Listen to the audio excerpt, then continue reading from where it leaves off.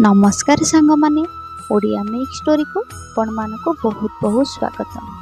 आज विषयटी होची केउ पितामाता पुत्र अमनीष हुअन्ति। जो बाप पुअर सबु भूल को ठीक कहती, अन्यर अमंगल चिंता करती, अन्य को जंत्रणा दियंती।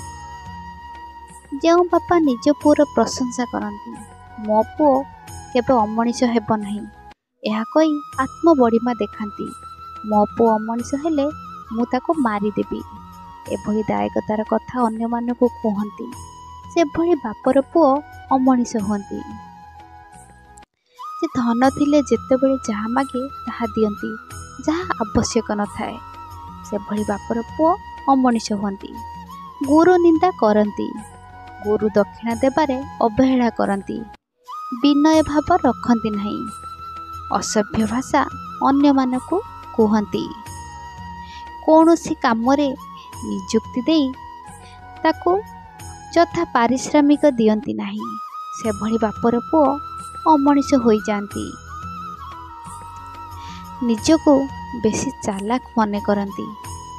जे निजको जेते चालाक मने करे से सेते ता निज नियारे निजे जली पोड़ी मरे। एक कथा भगवान श्रीकृष्ण स्वयं गीतारे अर्जुन को कहिछंती।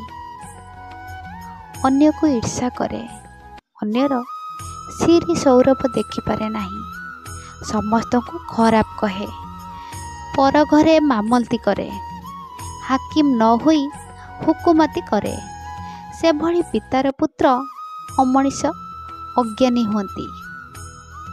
अन्य को कथा कथारे मूर्ख बोली कहती। साधारण धनरे अन्य मानक देह मने करती। निजर दोष को न देखी अन्य को दोषी बोली कहती। से भली बापर पुओ अमनीष हुअन्ति। अर्थ को अनर्थ, कदर्य करिबा, नीति को अनीति करिबा लोकर पिला अमनीष होई जाती। स्थान काल पात्र विग्धर न करी जा नाही ताहा कहिबा। सामान्य धन गर्भरे निजको धनी भारी पैसा वाला बोली भाबिबा। से भली बापर पुओ अमनीष हुअन्ति। पर घरे मामलती करिबा, गाँव रे कहा परिवार रे छोट घटना को बड़ करिबा, समस्त को निंदा करिबा, टाउटी विद्या रे पारंगम, तार गुण निज प्रिय परिजन को अर्थ को आत्मसात करिबा आदि बदगुणर कारणरू सेमानक पिलामाने अमनीष होई जाती। एपरी नाना अमानवीय बदगुण पाप अर्जन करिथिबा पितामातांकर पुत्र विद्या करिबार असमर्थ हुए, अमनीष होई जाए। जय जगन्नाथ।